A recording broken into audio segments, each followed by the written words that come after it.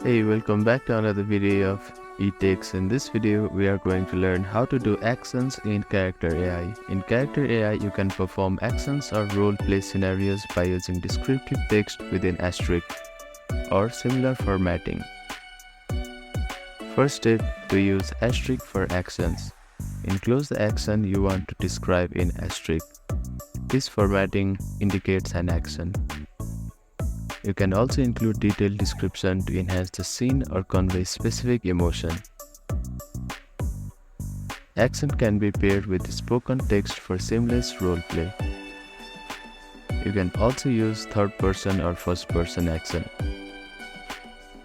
In Character AI, you can react to the bot action, respond to the bot action with a want to keep the interaction engaging, and you can create entire scene or setting using actions. Experiment with other formatting, like some users use double asterisk, double dash or double brackets for stylistic purpose. By combining action and dialogue, you can create immersive role-playing experience that make the conversation with the AI feel more lifelike and engaging.